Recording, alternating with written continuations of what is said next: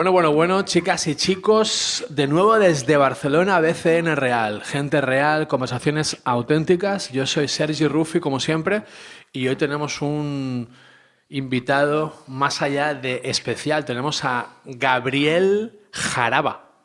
Gabriel, dame piel, ¿eh? Tenemos ahí poesía ya, Piel y poesía... puño. ¿Eh? Piel y puño. Piel y Nudillos puño. contra nudillos. Piel por la espiritualidad y el puño por nuestras ganas de dar guerra, ¿sí o no? Sí. La palabra espiritualidad es un poco moñas. Un poco moñas. Sí, la gente dice, la espiritualidad, ¿usted es religioso? No, I'm not religious, I'm spiritual. ¿Qué quiere decir esto? Que no nos gusta el conflicto. Que rehuimos el Hostia, qué conflicto interesante. que supone enfrentar el hecho de que en este mundo de mierda, como decía, en este mundo de mierda de cagar nadie se escapa, caga el rico, caga el pobre, caga el rey, caga el papa, decían. Sí, pero es una mierda cada vez más bonita, es una mierda cada vez más limpia, ¿no? En apariencia. Porque se están poniendo en claro muchas cosas. Fíjate tú, Trump llega a la presidencia de Estados Unidos y ¡patam!, le pega un bombazo al Estado sirio. Increíble, ¿no? Sí. Y amenaza con pegarle otro a Corea del Norte, que siempre había sido tratada con unos miramientos propios de los que corresponden a un niño mimado. Tremendo, ¿no? Es decir, nos estamos acercando a la hora de la verdad, en que cada uno tendrá que ser cada cual y cada uno tendrá que decir cómo quiere que sea el mundo en el que quiere vivir, y por lo tanto cada uno tendrá que tomar una opción personal y radical respecto a qué hace en el mundo. Y eso quiere decir respecto a la libertad de sí mismo y a la libertad de la humanidad. Ahí estamos, Gabriel. Para eso traemos hoy aquí al sabio Jaraba para que nos hable de la libertad. Pero antes me encantaría poderte introducir a la audiencia para que vean quién eres, de dónde vienes, cómo te has formado. ¿Sí o no?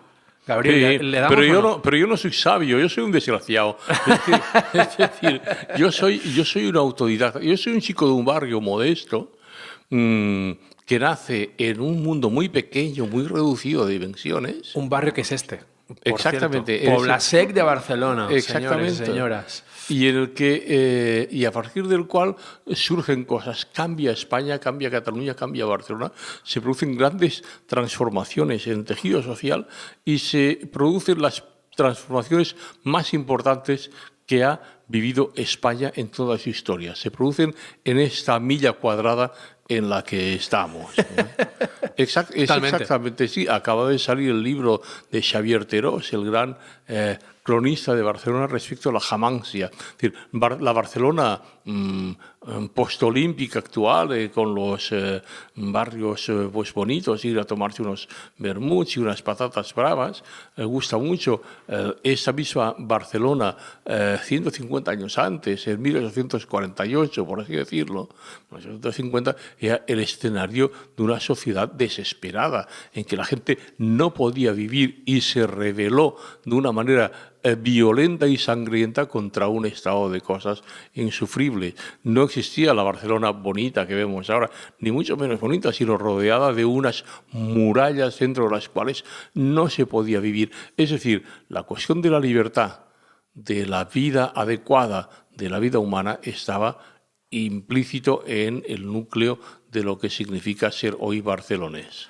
Perfecto. Y ahí nací yo, y ahí viví yo, ahí aquí. En el ojo del huracán. Exacto. Y todavía quedan chimeneas. O sea, más allá de la belleza de este punto barcelonés, que se mezcla el mundo hipster, el mundo del arte, de la cultura novedosa y actual, todavía quedan, y además con discotecas, con bares y demás, todavía quedan esas chimeneas ahí, marcando lo que fue un barrio obrero. Sí, es curioso lo de las chimeneas porque en los años del siglo XIX y gran parte del siglo XX, la chimenea humeante era un signo de prosperidad deseable para cualquier ciudad. Cualquier ciudad quería tener chimeneas humeantes porque eso quería decir que se producían mercancías que iban a hacer rica a la población. Ni una mierda, compañero, como decía aquel. Nunca la producción capitalista ha hecho ricos a los obreros que las producían, pero sí que la gente tenía esa especie de pensamiento, de falsa conciencia, ¿no? De decir, si hay unas chimeneas que humean, en Barcelona esta falsa conciencia se disipó de enseguida. ¿Por qué? Porque era una antigua ciudad medieval rodeada por murallas, construida con ellas, que era una ciudad en la cual soñaba con el aire libre, el agua fresca, y así se generó en Barcelona toda una ideología alternativa que luego le llamaríamos ecologismo y naturismo, ¿no? Es decir, el agua fresca de las fuentes que emanan de Montjuïc y del Tibidabo y de la Sierra de Collserola, el alimento sano que cultivamos en las pequeñas parcelas que tenemos en estos lugares, la armonía que tenemos conviviendo los trabajadores y ciudadanos, hombres y mujeres, en entornos en los cuales solo impera la idea de fraternidad. Esta idea se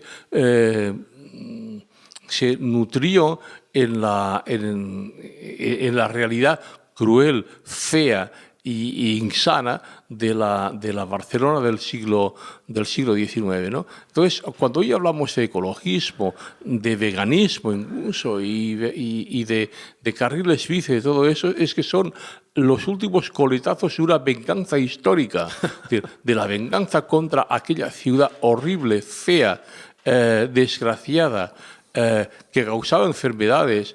Es decir, cuando yo era pequeño, en los años 50 y pico, 56, en mi familia había mucho cuidado que yo no cogiera alguna de las enfermedades urbanas, como podían ser la viruela, el sarampión y la tuberculosis. Es decir, estábamos en un entorno que era sucio, que era malo, que era nocivo, ¿no?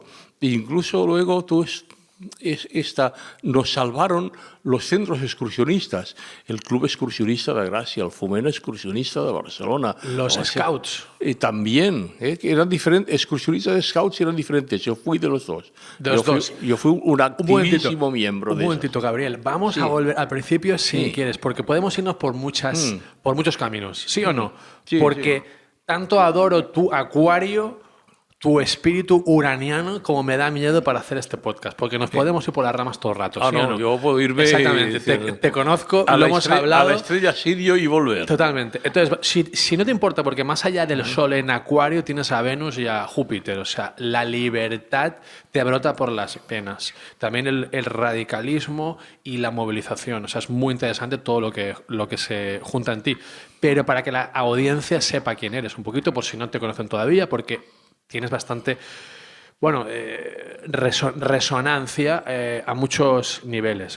Gabriel Jaraba, con sus... ¿Cuántos años tenías? 67, ¿no? Sí, tengo 67 años que tienes aquí. En tu web tienes hasta la hora, la fecha de nacimiento, la ciudad, para que la gente busque la carta astral también. Claro, está hecho para los amigos astrólogos. Te la saque, ¿no? Claro. O sea, profesor universitario, periodista, escritor, investigador, formador, educador, mentor y abuelo, como saben en la web, ¿eh? Y abuelo. Lo más importante es ser abuelo. Abuelo, ¿verdad? Y luego un montón de títulos en periodista, comunicación, másters, historia, profesor del Departamento de Periodismo, cátedra internacional de la UNESCO, profesor de la Autónoma también, forma parte de la cátedra de Radio y Televisión Española y de la UAB, así un montón de títulos. Autor de muchos libros. Sí, pero fíjate una cosa, todo esto ha venido después de una larguísima etapa autodidacta. Es decir, a mí a los 13 años me expulsaron de la escuela porque yo tenía que comer. ¿No? Es decir, que todos esos títulos y esas cosas, la gente dice, ¿cuánto haces? Hoy cuando he escuchado, vamos a ver, yo he sido siempre un autodidacta. Y un punk. Sí, yo era punk antes que el punk existiese. Luego lo explicaremos por qué. Pero quiero decir, a ver, cuidado, otros dicen que era un kumbaya. Ambos se equivocan y puedo explicar por qué. Es una cosa muy sencilla. Es decir, yo creo que toda persona tiene que tener un capítulo autodidacta. ¿Por qué? Porque cada ser humano tiene que medirse sus propias fuerzas consigo mismo, ser capaz de entender lo que hay, lo que tienes delante de las narices. Uno de los problemas que tenemos en esos momentos actuales es que la gente, incluso gente de mucha edad, de 20 años, de 20 y pico, incluso de 30 y pico, no entiende lo que tiene delante de las narices. Y dices, nene, ¿no te estás dando cuenta de que estamos en un cambio de época en el que prima la complejidad y en el que el conflicto es lo que se expone como punto decisivo para saber lo que tú tienes que hacer? Y todo el día evitando decir lo que pensamos, todo el día intentando aparentar conciliación cuando estamos cabreados por dentro. Claro, los terapeutas, los psicoterapeutas, os encontráis con un problema absolutamente increíble, que es muy sencillo, que es que la gente se siente mal.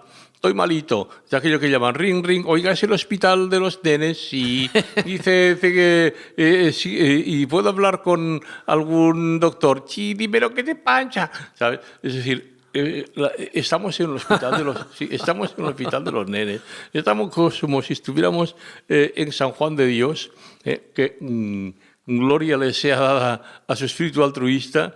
Es decir, vamos a ver si nos entendemos. La gente se lo pasa mal, la gente está jodida porque se miente a sí misma. Totalmente. de El una autoengaño. manera de una manera increíble, y como se miente a sí misma acaba mintiendo a los demás. Gabriel, ¿qué es Facebook sino una gran mentira? ¿Qué es Instagram sino una gran mentira? Pero es que todo ha sido una gran mentira. Es decir, toda la comunicación es mentira. Lo que pasa es que es una mentira que es útil. Es útil. ¿Por qué? Porque Nos da orden. no, y porque vamos a ver, es el convencionalismo de la urbanidad. Es decir, ¿qué es la vida en común de las personas sino salir a la calle y saludarse? Ahí. Es decir, aquí hemos tenido demasiados maximalismos y demasiadas brutalidades. Es bueno saludarse, es bueno decirse buenos días, es bueno, es decir, la mentira es útil.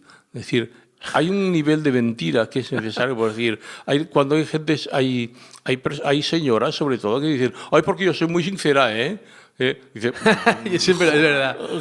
cagada. La de Es decir, mentiras, yo, ¿no? ostras, ahora te dirán una inconveniencia que no corresponde a una voluntad de sinceridad, sino de echarse encima algún mal rollo que llevan. Hoy porque yo soy, no, vamos a ver, hay una sinceridad, hay una mentira piadosa que se decía antes, es decir, y piadoso es bonito porque decir tiene piedad, es decir, es una manera de tratarse, es una forma más del trato social que permite tratarse con cuidado y hacer que la vida continúe.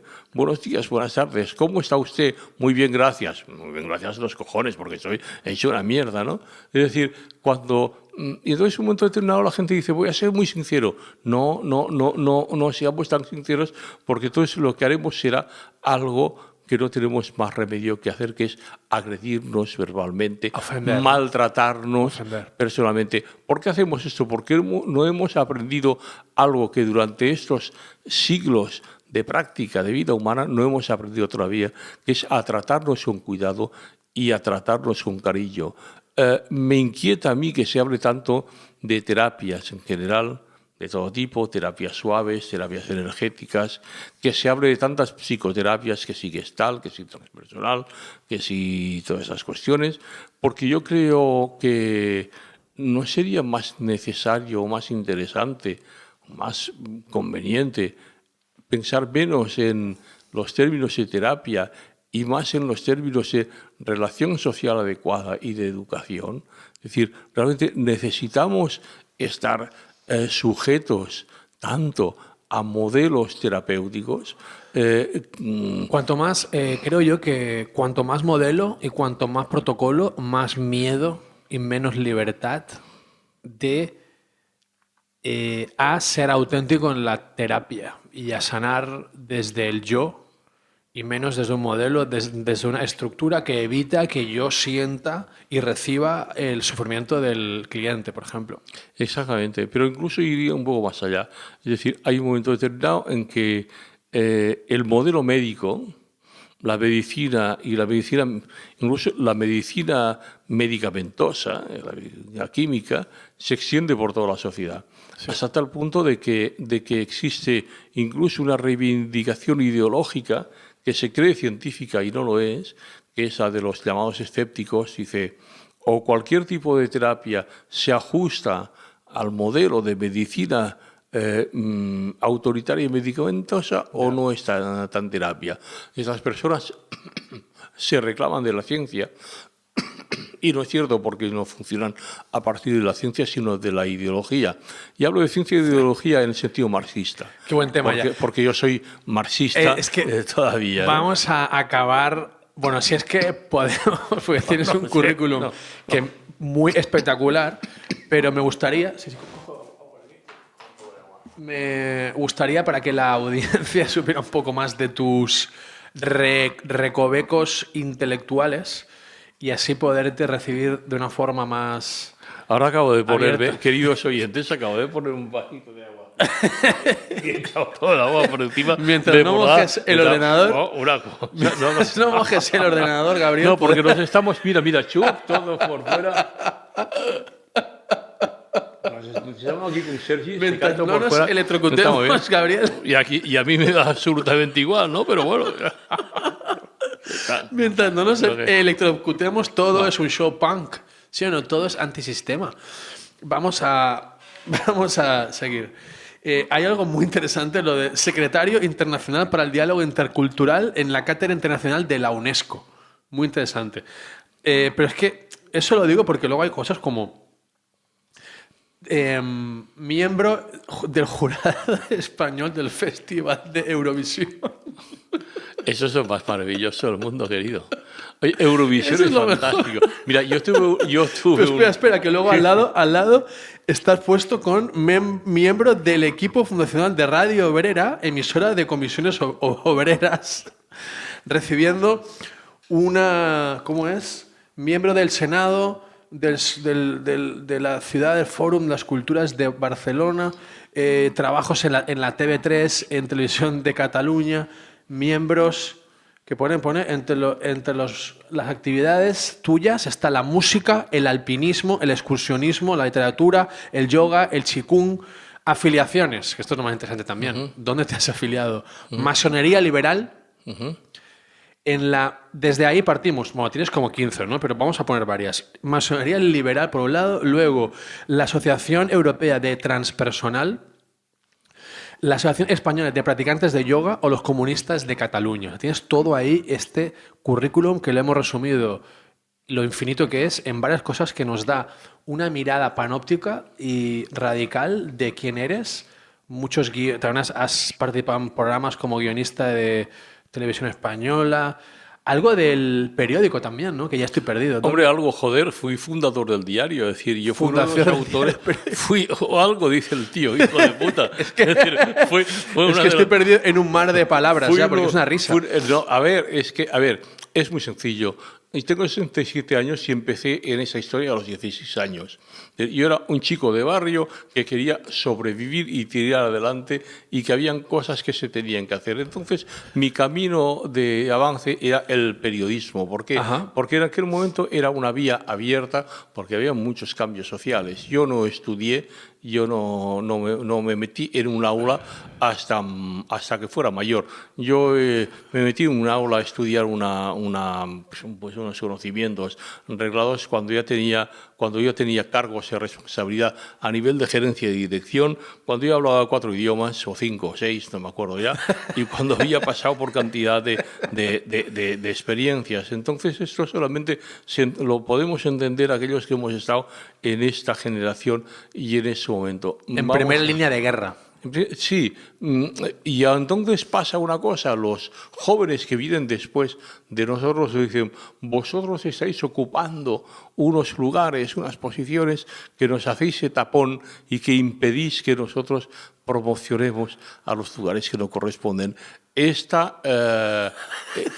reproche es muy pertinente, tienen toda la razón del mundo, pero ¿por qué? Porque después de que nosotros hiciéramos esta labor de que la labor era muy sencilla. La labor se trataba simplemente de arrebatar la dirección ideológica de la sociedad a los servidores del franquismo. Arrancar a los falangistas y a sus aliados la manera de concebir la sociedad actual. Y eso es lo que ahora estos jóvenes que que hacen esa crítica legítima no entienden. No, dicen, la transición fue un fracaso, una estafa, unos cojones. ¿No os dais cuenta de que nosotros teníamos que tratar con asesinos armados? Con asesinos armados, no era la lucha ideológica o la contraposición de decir yo ocupo una casa en un barrio de Barcelona y a lo mejor vienen los mozos, pero lo más probable es que no pasa nada. Hablábamos con gente que iban con pistola por la calle cada día y que nos podían pegar 4 tiros y que de hecho condenaron a la pena de muerte a diversas personas en años sucesivos. Por eso, como sus hijos están mandando todavía y sale la cuestión del chiste del carrero blanco, reaccionan como reaccionan, porque les ponemos en evidencia de que nosotros les quitamos efectivamente aquel mando, aquel dominio que ellos ostentaban. Eso es lo que explica esta autodidaxia y esta diversidad de maneras de enfrentar a la gente, porque nosotros éramos guerrilleros culturales, tan simple como eso. Y sí, entiendo todo este tema ideológico, político y demás, pero me gusta combinarlo con un tema más sutil y más incluso hedonista. Lo del miembro del jurado español del Festival de Eurovisión. Por favor, por favor, por favor. Es muy ¿Qué es curioso. eso? ¿Qué pasó? Pues muy sencillo. Pues, ¿Dónde fue? ¿Cuándo fue? Era el año en que concursaba Sergio Dalma. Bailar pegados es bailar. Sergio Dalma es un gran actor, es un gran cantante que hizo un muy buen trabajo haciendo de cantante de spots publicitarios, ¿no? Es decir, los spots de la Freixenet, de los champanes y todo eso, ¿no?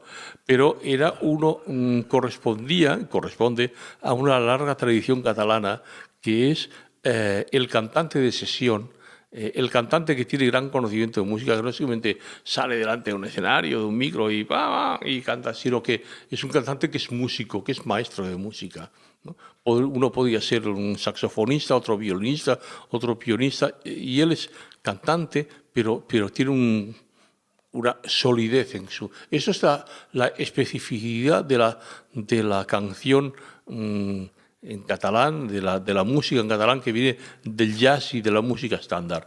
Viene de antes de la Guerra Civil. Esto, por ejemplo, en Madrid no pasa, ¿no? Hay un jazz en Barcelona y hay una tradición de jazz, como la Sala Jamboree, etcétera. Perdona, porque tú tocas guitarra, batería y armónica de jazz.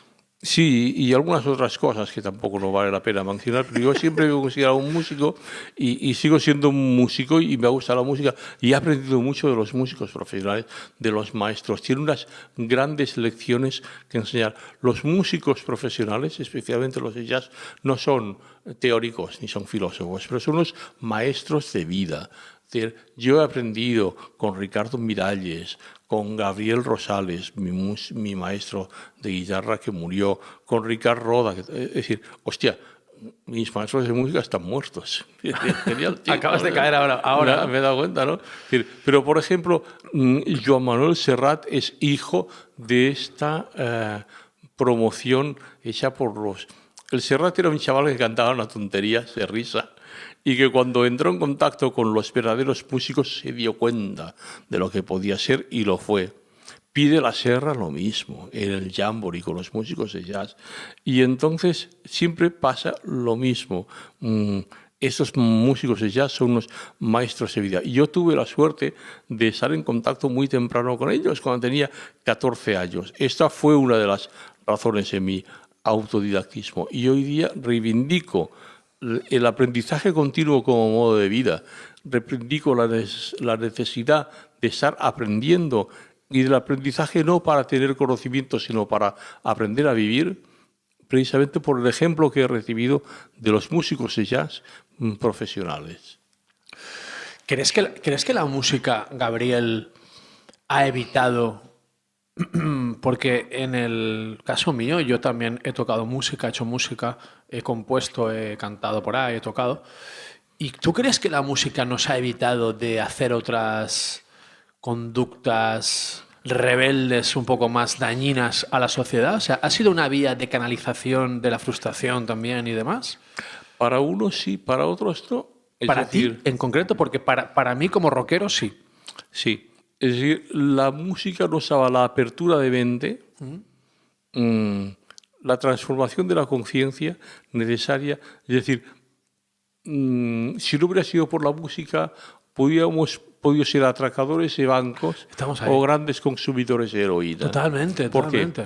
Porque hay una gran energía. Cuando yo me encuentro con gente que tiene una grave afección o una grave adicción incluso, la palabra adicción yo no creo en ella.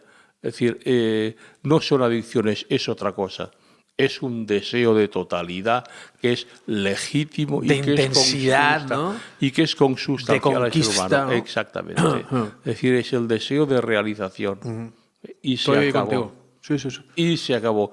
Y las perspectivas de abordaje de estas patologías desde el punto de vista de la adicción no tienen nada que hacer. Nada, ¿verdad? Aquí está la gran genialidad de los 12 pasos y de la Fundación de Alcohólicos Anónimos, Ya. por ejemplo, ¿no?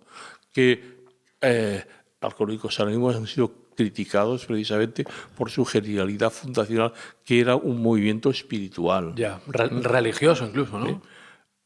Sí, porque al lado de Bob Wilson, que era el fundador, si no me equivoco, estaba un pastor, un religioso, un sacerdote, como se le quiera decir, porque eso estamos hablando de la Iglesia Episcopal estadounidense, que es la versión estadounidense de la comunidad anglicana, a la cual pertenezco, por cierto. También, ¿eh? Sí. Comunista, anglicano. No quiero ser definido por... Masón. Sí, no quiero ser... Rockero, jazzista. Sí. No se puede definir a un ser humano por sus afiliaciones o por cómo la gente lo ve. Nos estamos dirigiendo hacia un punto de síntesis en el siglo XXI, en el cual si no vemos a qué es aquello a lo que nos dirigimos y actuamos en consecuencia, no conseguimos nada. Segundo, largos años de fascismo en España y antes el fascismo, autoritarismo monárquico y protocapitalista nos han impedido de ver que la modernidad iba circulando por unos lugares, mientras que en España se quedaban pues en unas situaciones. Es decir, por ejemplo, se habla estos días del Brexit y el papel de Gibraltar. El hecho de que Gibraltar fuera británico a lo largo del siglo XIX sirvió para que los disidentes religiosos de la sociedad española pudieran hallar refugio. ¿Qué pasa? Que la gente que no quería seguir siendo católica y que no quería, incluso sacerdotes católicos disidentes, y que eran perseguidos por la Inquisición española católica quemó, sino quemó, persiguió y castigó gente hasta 1870, un poca coña, ¿no? Entonces, pues los disidentes católicos iban a refugiarse a Gibraltar, y cuando en 1868, con la proclamación de la Primera República Española, el general Prim, pudieron volver a España pues ejerciendo su libertad de pensamiento. Esa mayoría de protestantes renovados, influidos por el anglicanismo, eran asimismo francmasones, miembros de las logias diversas del Gran Oriente Español, o Gran Oriente Español Unido, o Gran Logia Española, ¿no? Es decir, que es triste porque se habla de un progreso de los países y de la historia. En cambio, en España, en nuestra idea de lo que es el pluralismo, el progresismo, se va reduciendo. Es decir, tal como vemos las cosas ahora, con unos horizontes y con unas perspectivas y con unos reduccionismos mucho más estrechos. Bueno, y mucho más... No, nosotros mismos ahora hablando de esto, ¿no? De, hoy eres masón y eres anglicano. Y claro, estamos hablando de unos términos que en 1868, en entornos progresistas de España, hubiera sido pues una cosa mucho más normal y no hubiera sorprendido a nadie, ¿no? Así me explico. Hemos ido para atrás. Sí, pero yo creo que, a ver, para mí, yo esto lo hablo como, o sea, no lo hablo como... Espérate, Estamos ahora bebo el vaso de agua y Estamos mojando. se cae todo el agua por fuera. Y esta es Mientras la cosa. Gabriel, mientras no quememos el ordenador, o sea, mientras el agua Bueno, no caiga en el eso, ordenador, vale. genial. Entonces, el tema es un poquito que yo lo veo como, para mí eres el epítome de la originalidad, o sea, por eso me gusta traerte a BCN real y gente auténtica. Hablas de que te puedes definir como un edupunk. EduPunk, sí. ¿Qué significa para ti edupunk? ¿Cómo lo defines? Muy sencillo, educación y movimiento punk. El movimiento punk surge después de las grandes ilusiones del hipismo Sí. y del modernismo pop y dice, aquí no hay nada a hacer, no future, no hay futuro. Pues yo me fijo en eso, entonces a mí me molestó mucho el movimiento de punk. Dice, no hay futuro. Claro, lo comprendí cuando me hice mayor y viejo. Y ahora mismo digo, tengo 67 años, no hay futuro. No tengo ningún futuro porque me moriré pronto, ¿no? No sé, hombre, mejor que muriera un poco más tarde, ¿no? Pero entonces, ¿qué pasa cuando dices que no hay futuro? Entonces pasa que eres libre. Es decir, el abandono de la preocupación. Es decir, hay varias cosas. Uno, todos vivimos y trabajamos por el futuro de nuestros hijos y de nuestras familias, ¿no? Sí, está muy bien. Y queremos construir un mundo nuevo y un mundo, o por lo menos un mundo mejor. Renovado, ¿no? Renovado, para que en el mundo futuro haya una nueva vida, ¿no? Es cierto, pero si tú fijas y dices, yo no tengo ningún futuro, automáticamente eres libre. ¿Por qué? Porque dejas de ser interpelado por esa necesidad de ser algo. La voluntad de ser es una voluntad proyectada hacia el futuro. Y dejas de proyectarte en el futuro, sueltas la esperanza, que siempre estás... Esa esperanza es esperar la expectativa que se cumpla, Exacto. con lo cual es presencia, ¿no? Exacto. Absoluta. Y por lo tanto ir a la verdadera raíz de la esperanza. El psiquiatra en el campo de exterminio nazi, Viktor Frankl, ¿no? Frankl. Es decir, el que realmente se salva en la situación de caos y de negatividad total al máximo, es el que tiene esperanza, el que confiere sentido a la vida y el que tiene una idea proyectada al futuro. Es cierto eso. Entonces me dirán, El que tiene un qué, ¿no? ¿un qué, no? ¿Cómo era esa frase? El que tiene un qué es capaz de luchar o de superar todos los... No recuerdo. No, el que tiene un porqué es capaz de superar todos los qué, ¿no? O sea, todas Es el porqué. los obstáculos, ¿no? Es el porqué, ¿no? Entonces aquí hay una cosa muy, muy tremenda que a mí me pone muy nervioso. Es decir, es lo que permite sobrevivir en el sentido de la barbarie es el sentido de la vida. Pero no hay un sentido de la vida unívoco igual para nosotros, para todos, ¿no? ¿Eso qué quiere decir? Pues mala noticia. Tenemos que buscar y construirnos el sentido de la vida en cada uno, pues por nuestra cuenta. Buena noticia, no hay lugar para la opresión. La peor opresión es la opresión ideológica. Nadie nos puede decir, la vida tiene un sentido y el sentido es este, debéis obligaros a ello. Es decir, libertad total. La raíz de la libertad, que hablábamos al inicio de esta conversación, se basa en eso, que la vida no tiene sentido en sí. Y ese es el problema que tienen Nietzsche y otros filósofos del desastre, ¿no? La vida no tiene sentido en sí. Un profesor de yoga y de tai chi como tú y terapeuta, aparte de todo lo que hemos dicho, ¿crees que la vida no hay sentido en la vida per se? O sea, uno le ha de dar sentido a la vida. La vida no tiene sentido per se. A ver, la vida tiene sentido, pero ese sentido tiene que ser descubierto por cada uno de los que la viven. Vale. Y por lo tanto, ese descubrimiento es una tarea personal. No puede ser adjudicado ni establecido por una ideología, por una autoridad Externa. externa. Ni externa ni interna. Es decir, y ese es el problema.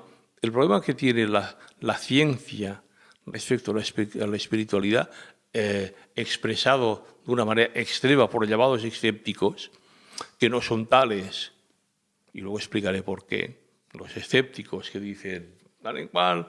Ahora se están metiendo con la homeopatía, tiene muchas gracias esa historia. No, la homeopatía, no sé qué. La homeopatía. Sí, todo igual. Yo explicaré por qué pasa esto luego. Pero, es decir, ellos dicen, la vida no tiene sentido. Y entonces yo digo, sí. Entonces somos iguales. No. ¿Por qué? Porque la vida tiene un sentido que es el sentido que le descubre cada cual viviéndola. Y el que no le encuentra sentido, ¿qué hacemos con esa persona? O tiene que seguir buscando. Seguir buscando. O incluso una cosa mucho más sofisticada, encontrar en esa no encontración del sentido un sentido propio y particular que le sirva y que tenga sentido para él. Y eso es posible. ¿Por qué? Porque la vida se basa en el amor y la compasión. La vida humana y la vida de todos los seres vivientes que hay en este mundo se basa en el amor y la compasión. La piedra de toque para cualquier norma de vida y para cualquier cosa que exista es el amor y la compasión, expresado en todas las espiritualidades y religiones dignas de tal nombre. No hagas a los demás lo que no quieras que te hagan a ti y haz a otros lo que quieras que te sea hecho. Acariciar el lomo de un animal de compañía, alimentar a alguien que tiene hambre, ser cuidadoso con alguien, eso es una muestra de amor y compasión con los animales domésticos, pero también, si es posible, por favor, con los animales familiares, ¿no? Porque ahora No estaría mal, ¿no? Ahora se lleva mucho, Gabriel, eso, ¿verdad? O sea, gente que está muy cómoda entre los animales porque sería fatal con los seres humanos. Claro, pero es que seres humanos son una mierda. ¿Es la peor expresión de la vida un ser humano a veces? No. ¿Puede serla? Puede serla Comparado porque... con un animal, sí, ¿no? Puede serla precisamente porque esa enorme... ¿Cómo es que seguimos mojando el suelo? Sí, ¿Qué ha pasado? Es un desastre, fíjate, vas cayendo. ¿Qué ha pasado? Mira, chup, chup, chup. Pero no llega, ¿no? Aquí. No llega al ordenador, ¿no? No, Vale, vale. no viendo agua porque... Es decir, mira, es una cosa absolutamente increíble esa historia. El incomparable panorama de libertad que se le ofrece al ser humano le permite ser lo mejor y lo peor. Entonces, lo peor ya hemos visto lo que ha podido ser y lo que seguiremos viendo, ¿no? Y lo mejor se le permite porque en cada momento podemos encontrar maravillas de concreción de esa capacidad de compasión.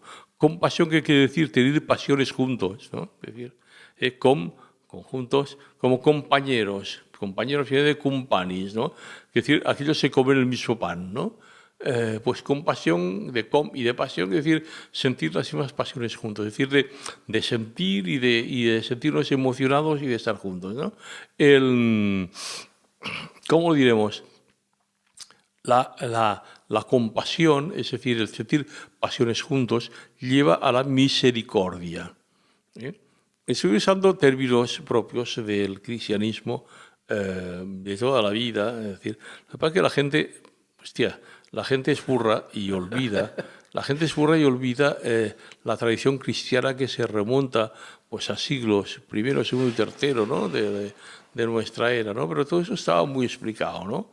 Entonces, confundimos mensajero con mensaje y por eso ahora estamos demonizando la religión cristiana por todos los curas que han hecho tanto daño. A ver, demonizamos a la religión cristiana en la medida que la religión cristiana se lo merece. Ya, un poquito sí, ¿no? Se Sí, merece. un poquito y un muchito. Aquí el fascismo en España se ha revestido de nacionalcatolicismo. Es decir, si hablamos de fascismo en Alemania, en Italia y en Japón, por citar a los tres países del eje, si hablamos de España, hablamos de citar de nacionalcatolicismo. La prueba es que el franquismo político y sociológico, el franquismo político crea un franquismo sociológico que produce una manera de pensar, de vivir, de actuar y de gobernar. Y el franquismo sociológico es lo que gobierna hoy día España. La única manera de entender por qué España funciona como está funcionando en ese momento, en el año 2017, es pensar y saber y darse cuenta de que los dirigentes españoles, desde el presidente del gobierno, Mariano Rajoy, hasta el último ministro, pasando por todos y cada uno de los jueces y funcionarios y oficiales de policía y funcionarios del Estado, son hijos del franquismo sociológico, en el marco del cual piensan y a cuyos valores responden. Y eso no es ser ofensivo, es simplemente constatar cómo han sido las cosas en ese país, y esto ha pasado muchas veces en muchos países a lo largo de la historia. Vale. Este shogunato, que si fuéramos japoneses diríamos un shogun, un jefe dictatorial de una provincia, crea un shogunato, un estado determinado, pues España es un shogunato de la sociología nacional católica fascista. Entonces, ¿qué pasa? Que la idea de la religión vista desde el punto de vista del nacionalcatolicismo ha quedado ahí inmersa. Esto quiere decir que no puede haber religión, espiritualidad, cristianismo. En absoluto todo lo contrario. En los años 60, los sectores más progresistas del catolicismo español, Alfonso Carlos Comín, el cura Paco, José María de Llanos y todos los aliados católicos de Comisiones Obreras y el Partido Comunista demostraron que se podía tener una concepción del cristianismo radicalmente distinta. Totalmente, es que de hecho la raíz del cristianismo en la época de Jesús era eso, ¿no? Compartir con el pueblo, tener al pueblo presente, un liderazgo horizontal también, comunidades. O sea, es que yo lo veo mucho más asociado al comunismo que al capitalismo y más al que tenemos ahora. Sí. De la rapiña, del estupro, de la corrupción. O sea, no tiene que ver nada eso con el cristianismo original, al menos. En el momento de Jesucristo no existía la idea de lo que hoy serían las ideologías y los partidos y las estructuras políticas, porque estábamos en otra época. Se estaba en otra época y por lo tanto no era eso. Es decir, no hubiera tenido sentido decir, vamos a hacer, es aquello de la vida de Brian, ¿no? En la peli, ¿no? Es decir, vamos a hacer el Frente de Liberación de Judea.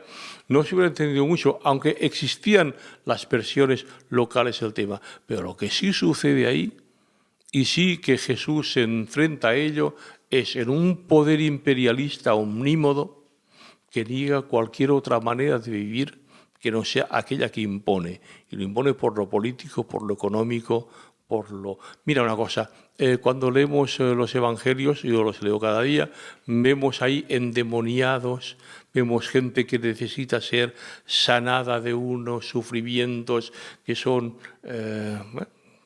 y dices, ostras, ahí estamos hablando no de demonios o de ángeles o de fuerzas malignas, sino que estamos hablando de el malestar colectivo y personal en una sociedad que es tan opresiva que no puede más. Perdona, no vemos endemoniados como los que relatan los evangelios en nuestros entornos, con adictos a la heroína, alcohólicos, violentos, gente que no se sabe cómo acaban siendo asesinos y matan a los gentes. Es decir, aquellas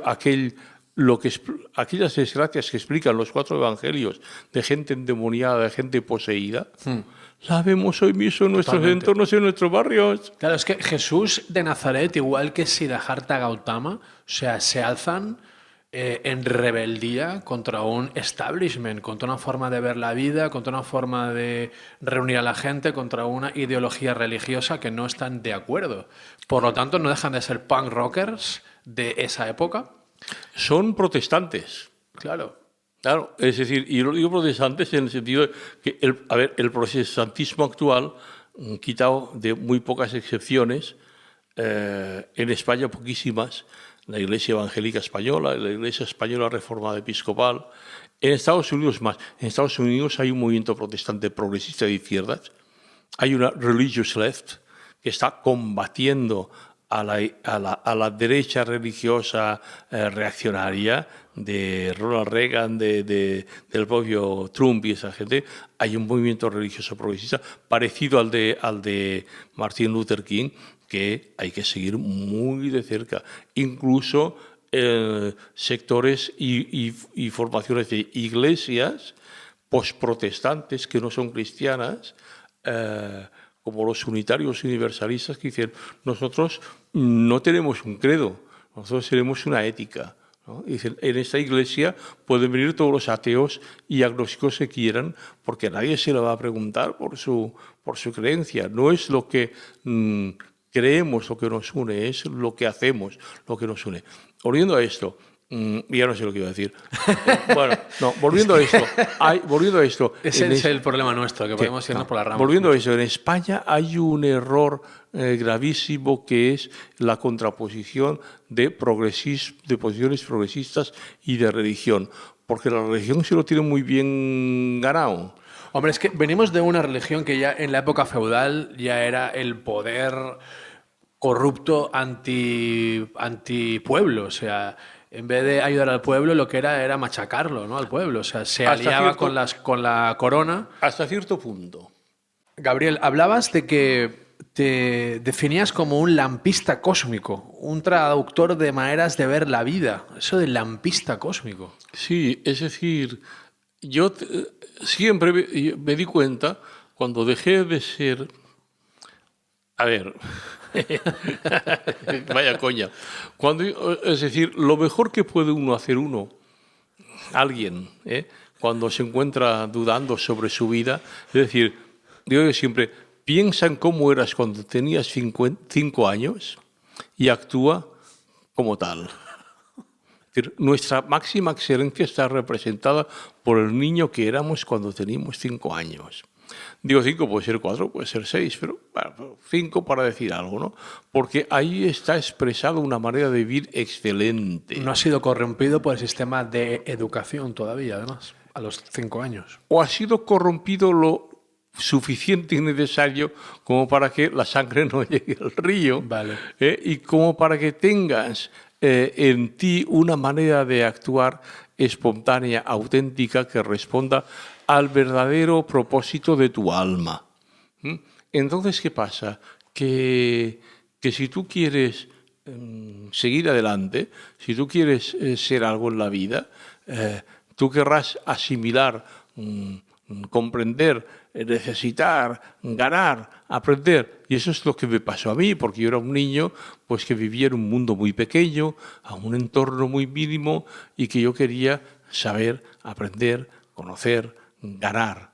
Y así lo hice como autodidacta primero y luego pues más académicamente después, pero lo que me quedó a mí fue esta capacidad de, y a lo mejor esto es lo que me ha salvado, de mantener el niño que fui de 5 años vivo y vigente en el interior de mi manera de ver las cosas. Entonces, el edupunk quiere decir aquella persona que sabe que la educación, el aprendizaje permanente como forma de vida garantiza una manera de vivir lícita y exitosa.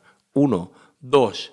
Eso por el edu. Por el punk. Segundo, nada de lo social merece ser respetado ni conservado. Toma ya. ¿Y eso cómo se ata con un espíritu o con un ser humano más espiritual? Porque en mi opinión personal, gente que observo, maestros con los que he convivido, cuanto más desarrollo espiritual, percibo menos convicciones políticas y más desapego de lo socioeconómico. Gente que yo no voto porque son todos iguales. ¿Y cómo es eso? ¿Cómo es eso posible? ¿Por qué la espiritualidad rebelde, la que yo creo que venimos a sentir y a estar mejor para intentar mejorar la vida, llevarnos mejor, ¿no? ¿Y por qué la gente que practica la espiritualidad se desentiende de la esfera socioeconómica y política tanto? Pues por la sencilla razón de que no han entendido nada, macho. Totalmente, es que es lo que veo yo. Es decir, esa espiritualidad es falsa. Es falsísima. Es decir, cuidado. Es legítimo el deseo que impulsa a esa búsqueda espiritual. es legítimo, necesario e imprescindible. Lo que pasa es que se dejan engañar por una serie de cuestiones que yo creo que... ¿Por qué? ¿Qué es lo que les engaña a esas personas?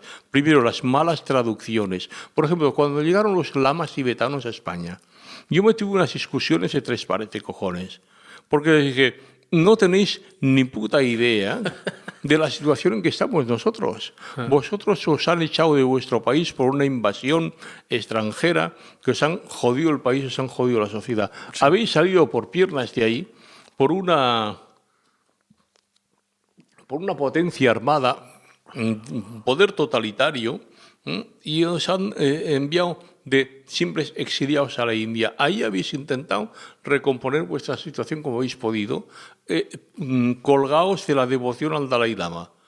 Yo con el Dalai Lama he tenido 3 entrevistas personales y periodísticas a la vez, y he hablado de ese tema un poco a fondo con él, ¿no? ¿Qué tal? ¿Cómo le ves al Dalai Lama en la distancia corta? ¿Cómo le ves? Eso es absolutamente de puta madre. ¿Sí? El Dalai Lama a la distancia corta es la experiencia más humana que te puedas encontrar con un ser humano. Un rebelde, ¿verdad? Un rebelde suave. Constante, es un rebelde mental. Sí. Tiene la mente siempre abierta a aceptar cualquier cosa, a ver todo lo que sucede y nunca se baja del burro del compromiso con el amor y la compasión. Es un hombre de una pieza. Solamente he encontrado otra persona igual, que también tuve una entrevista con él personal, que era Sergio Dalma. Desmond Mandela. Hombre, también tuviste... Ay, perdón, Desmond Tutu, perdón. ¿Quién es? Perdona. Desmond Tutu es el arzobispo anglicano sudafricano, arzobispo de la ciudad del Cabo, que era el líder espiritual, el asesor espiritual y el amigo y compañero de lucha de Nelson Mandela en el momento de la lucha contra el régimen racista del apartheid en Sudáfrica. El Dalai Lama y el arzobispo Tutu son iguales, y lo cierto es que cuando ves vídeos suyos juntos se están cachondeando continuamente el uno con el otro, porque están hablando el mismo idioma, no solamente hablan inglés, sino que están expresando exactamente lo mismo. Lo que hablé con el Dalai Lama en plan periodístico, por las entrevistas que le hice, y en plan personal, después me encontré con el arzobispo Desmond Tutu y era exactamente lo mismo, era como si hubiera pasado sin solución de continuidad, volviendo a la espiritualidad. Claro, es que, perdona, Gabriel, para mí el tema es este, o sea, está clarísimo. O sea, y además el ejemplo del Dalai Lama es para mí brutal, porque yo percibo la espiritualidad igual, o sea, yo no voy a dejar de ser rebelde por ser más espiritual, por estar más comprometido con el crecimiento emo-espiritual. Al revés, lo que va a hacer es que mis ganas o mi transgresión, mi necesidad de que cambien las cosas, que no active tanto la rabia como veneno interno que me haga perder el sueño. Pero poder manifestar con una sonrisa, pero seguir yendo a la manifestación. Hay injusticia social, hay corrupción, la gente no llega a fin de mes, hay sufrimiento. Sí, pero joder, eso lo tenemos que ver ahora en 2017. Si yo lo tenía claro en 1962 cuando tenía 12 años. Hostia, no, que sí. Me cago en la puta. Es decir, en los últimos años 50-60 vivíamos una vida que estamos rodeados por falangistas, que eran tíos que iban por la calle con pistolas, con camisa azul y con correajes con uniformes nazis. ¿Me explico? Entonces, nosotros éramos los hijos de los vencidos en la guerra civil, los hijos de los soldados derrotados, en los cuales, en algún caso, como en mi caso, los considerábamos comunistas, y otros pues que buscábamos una orientación y manifestábamos una desazón y un deseo que manifestaba la juventud de los años 50-60 en Barcelona, unas ganas de vivir una vida armoniosa en paz. La música pop, los Sidex, los Mustang, los conjuntos de los barrios, Gelu, Lita Torelló, los programas de radio, el rock and roll, las fiestas en los bajos y los garajes, el ir bailar al bikini, a piscinas y deportes, en los festivales de rock del Palacio de los Deportes en Montjuïc.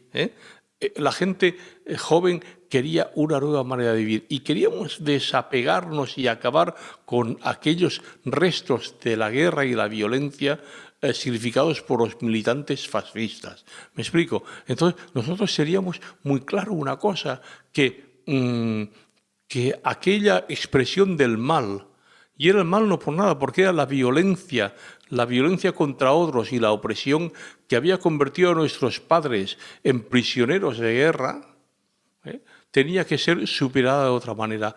No habían ningún recurso espiritual, porque no habían llegado las religiones orientales a España todavía. Llegarían más tarde con Antonio Blay Foncuberta, el primer psicólogo humanista que hubo en Barcelona. Sí, creo escuela. Pero nosotros sabíamos que podía. Entonces, ¿qué tuvimos? Tuvimos a los sacerdotes católicos, progresistas, izquierdas, que ya estaban comprometidos con el incipiente sindicalismo de comisiones obreras y de la Unión Sindical Obrera, que era una central sindicalista cristiana minoritaria, con el movimiento de los Boy Scouts, con el movimiento del montañismo, el excursionismo y de todo ese, que era un tipo de movimiento, si se quiere, muy difuso en sus formas organizativas, pero muy claro en su propuesta, que es que debe haber otra manera de vivir que no sea la de la violencia. Sí, pero yo no solo hablo de esto, sino hablo casi de lo contrario. O sea, ¿por qué me es complicado ver a un profesor de yoga o a una maestra de Reiki yendo a votar el día de las elecciones? ¿Por qué me cuesta verlo? ¿Por qué a todos los que les he preguntado que están metidos en el negocio de la espiritualidad se han desencantado de los movimientos sociopolíticos? Es que es la base de todo. Ese es un problema que tienen. Yo soy profesor de yoga, soy maestro de Reiki y soy militante comunista. Sí, por eso viene esa pieza en el real, porque eres real y auténtico. Y para mí, la espiritualidad que tú llevas practicando muchos años te ha valido para unirte más al sufrimiento del pueblo, no para desapegarte, como he visto en la mayoría de gente que está metida en la espiritualidad ahora. El New Age y es el opio del pueblo en el siglo XXI. El New Age tiene una cosa muy importante. Yo defiendo y defenderé el New Age toda la vida por una razón muy sencilla. Porque el movimiento New Age vino a romper con el paradigma del materialismo falsamente científico, en realidad cientifista, vigente desde el siglo XIX en la sociedad occidental. Es interesantísimo ver cómo la Iglesia Católica de Roma se lanza en tromba contra el movimiento New Age, sobre todo con la ascensión a la cátedra de Pedro de Juan Pablo II, San Juan Pablo II hoy día, que lo identifica y lo machaca. La Comisión por la Doctrina de la Fe lo destroza, y al mismo tiempo de que el Vaticano, precisamente el poder vaticano en esa época, hace varias cosas. Uno, desacreditar el movimiento espiritual New Age. Dos, de poner en cuestión las formas de meditación y de contemplación de las tradiciones orientales. Hay una carta vaticana en ese sentido que hay que leer con mucho cuidado. Yo me la he leído, me la sé de memoria.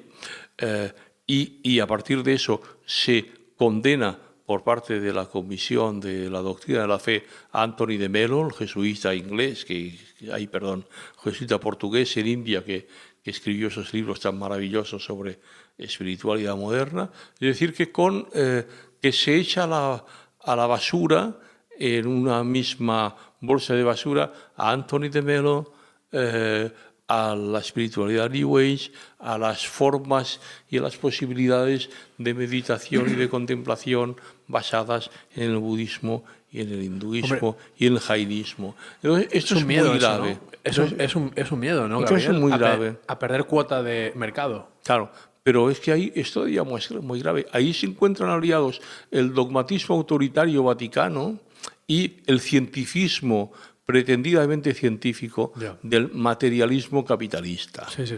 Porque no olvidemos una cosa, los amigos que nos desautorizan las terapias, todo eso que se dicen así mismos escépticos, una mierda son escépticos, son servidores del capitalismo. Porque no oirás en sus bocas una sola palabra cuestionadora del estado de cuentas de la sociedad de mercado actual. Es justamente lo que te he dicho. Justamente hemos convenido y hemos conciliado ahora mismo en este punto. Cualquier terapeuta que no perciba que una depresión de una persona, su origen puede ser y es político, económico, social, o sea, vamos de lo social a lo psicológico, si no ves esa unidad, si no ves esa unión, si no ves ese hilo conductor, estamos locos. Bueno, Macho. pues eso es lo que hacía Jesucristo en el año 1 de la era cristiana. Es decir, ¿qué eran sino los poseídos y los endemoniados a los cuales él sanaba con supuestos milagros? Es decir, a ver, la gente dice milagro, seguro que lo sanaba. Yo no sé por qué medios. Para mí milagro es una cosa muy sencilla. Que me he levantado esta mañana, macho, que había salido el día, había salido el sol, me he puesto delante del espejo del baño, me he afeitado y digo, hostia, estoy vivo, puta madre, eso sí que es un milagro, mata cojones, qué milagro más cojonudo. Todo lo demás ya son mariconadas. No hace falta andar por las aguas, entonces.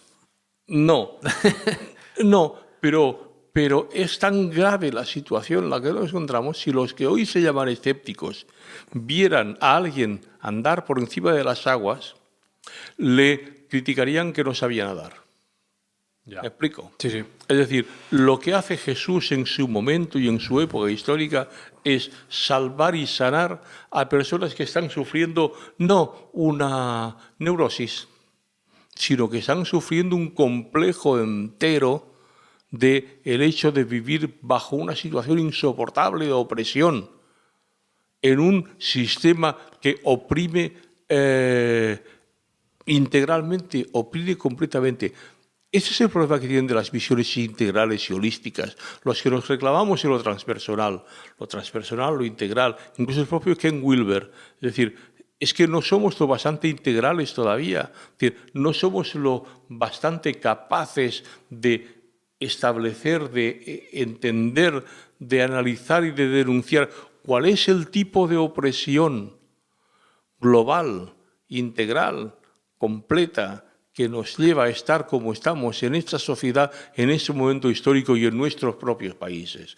Esta es la cuestión y ninguna otra. Y todo lo demás que hablemos de espiritualidad, de transpersonal, de terapia, de psicología, todas estas cosas, son mariconadas estúpidas, con perdón de los maricones extraordinarios que conocemos y que son maravillosos y que a los que tantos queremos. Son mariconadas estúpidas. O sea, tenemos que tener clarísimamente cuál es la razón, el motivo y la forma de manifestación y la manera de abordar esta opresión integral en la cual vivimos y de la cual dimanan todos nuestros males. Y por tanto, y acabo con esto, ahí estoy aquí declamando como si fuera aquí la maña del molino, que ya...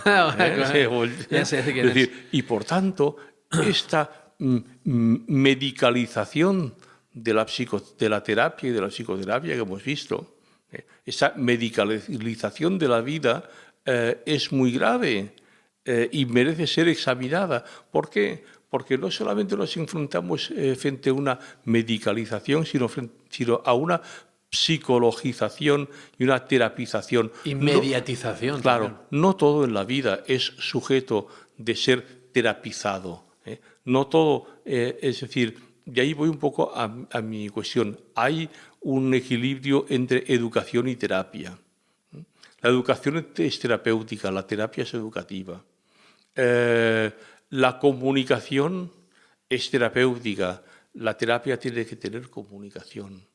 Hay una antropología y una filosofía de la consideración del ser humano que tiene que estar comunicándose con la terapia y la educación para poder ser legítima. Es decir, no puedo... la filosofía, en el sentido original de la antigua Grecia, tenía una vocación didáctica y terapéutica. ¿Qué pasa? En los departamentos de filosofía de las universidades, la filosofía ya no es más terapéutica. Por lo tanto, ha sido barrida. Por lo tanto, ya no es más necesaria. El ser humano, las personas van dictando y van reclamando lo que necesitan. Nosotros, los filósofos, que somos nosotros, es decir, somos psicólogos, comunicólogos, la gente como tú y como yo, somos simplemente filósofos, amigos de la sabiduría. simplemente esto. La reclamación que nos hacen los filósofos es que, es decir, sean ustedes capaces de ayudar a hacer una vida más humana y una vida más vivible, Práctica y más práctica, ¿no? más práctica, práctico. Debemos tener una respuesta ahora. Por ejemplo, se habla de la cantidad de terapias que hay en el mundo de la New Age y el mundo de tal y todas esas cosas. ¿Por qué tienen tantas reclamaciones de esas terapias? Porque hay una demanda porque funcionan. ¿Por qué funcionan? Pero, cuidado, puede haber una cosa, incluso que haya una demanda y que no funcionen, porque la gente también es capaz de comprar material inútil o averiado, pero hay una demanda, ¿no?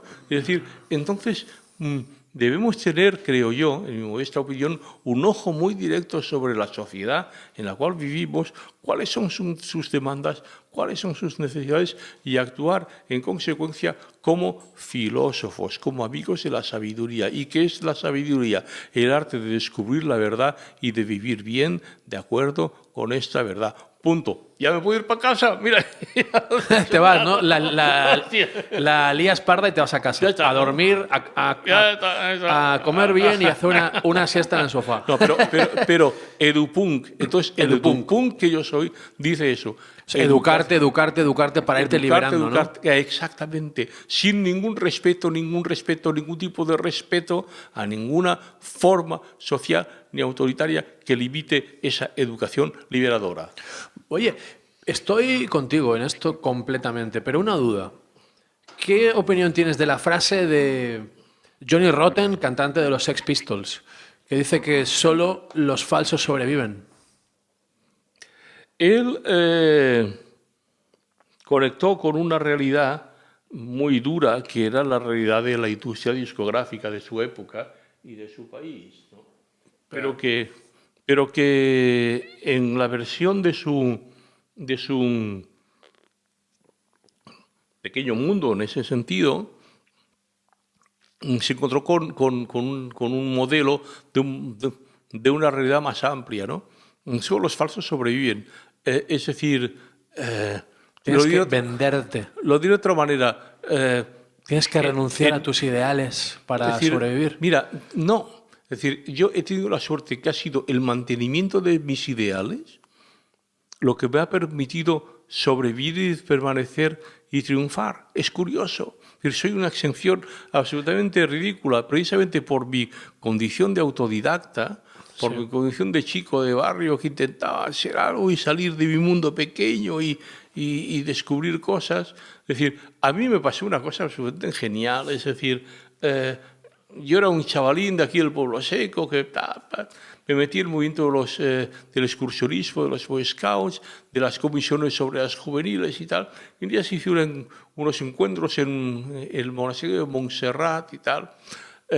Yo me voy a ir, cogí mi mochila, mis cosas, tal, y me fui para allá, ¿no? Entonces me encontré con una cosa, porque yo además nunca había tenido, yo siempre digo, yo soy creyente porque nunca he tenido ninguna educación religiosa, nunca he tenido curas que me instruyeran Que te sobre envenenaran. nada. No, porque más en mi casa, pues mis padres eran comunistas igual que yo, éramos una pequeña familia de rojos, ¿no? Entonces, pues, de acuerdo con ese movimiento del excursionismo, del escultismo, me fui a Montserrat y me encontré con un mundo extraordinario, en un mundo de gente que me permitía ser como era. Dicen, digo, tengo que ir a misa porque yo no sé lo que es misa. No vayas. Tengo que ir a confesar porque yo no sé lo que es confesar. No vayas. Fue el primer lugar y espacio en donde me permitieron ser, con 14 años, ser como era yo. Fue fantástico, ¿no? Y entonces se permitían, podías intervenir, podías estar en reuniones. Claro, mis interlocutores en estas reuniones eran tipos que eran licenciados en ciencias semíticas, eran expertos es decir, si lo pienso ahora, es que me da vergüenza de la osadía que tenía yo de dialogar con aquellos doctores en teología, es decir, tipos que tenían unos conocimientos absolutamente alucinantes. Yo era un pobre crío que llega allá con mis chirucas, ¿no? Y mi mochila, ¿no? Pero quería saber y preguntaba, ¿no? Entonces, esa capacidad de saber, ¿no? Esa capacidad de preguntar, de querer saber, ¿no? Entonces, a mí eso me abrió unos ojos y me hizo ver que era posible vivir de otra manera, que que manteniendo tus ideales y que poniendo por delante tu pasión por conocer, saber y ser, tú podías ir al fin del mundo. Y desde esos 14 años que tuve ese privilegio de estar con esos monjes en ese monasterio, yo nunca me creí eso de que había que disimular y ser cínico y no ser quien eras. Dije, eso es una mentira que yo ya he visto totalmente pinchada y totalmente desacreditada. Y así hasta ahora. Y así hasta ahora. Sí, interesantísimo. También hablabas de la unión o de la similitud que hay entre el movimiento o la filosofía Advaita y el movimiento comunista. No sé si es así. No lo diría así. A ver, Advaita quiere decir no dos. Hay dos grandes posiciones filosóficas en el mundo, que una es el monismo y el dualismo. Y hay una tercera vía en la cual el Advaita, Dvaita, es decir, dualidad de dúo, la W es una U, Dvaita, ¿no? A es una partícula privativa, Advaita, es decir, no dos, de manera que sería el monismo, el dualismo y el no dos. Y el no dos es una tercera vía en la cual dice, no todo es uno, ¿no? Hay mucha gente que dice, todo es uno, todo es lo mismo. En la New Age hay mucho, ¿no? Todo es uno, todo es uno. No es cierto, no es cierto, no es cierto. Hay una diferenciación entre unas cosas y otras, ¿no? Un cristiano diría, hay una diferenciación, y un judío dirían, hay una diferenciación entre el creador y lo creado, ¿no? Y por lo tanto hay un dualismo, ¿no? En el Advaita, el movimiento no dos dice, no, ya lo sé que no hay un monismo, ya lo sé que no todo es uno. Buenismo, no hay un buenismo.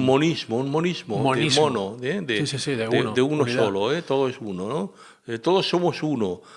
Por ejemplo, decir, Dios es toda la suma de todas las energías del mundo, de la existencia, ¿no?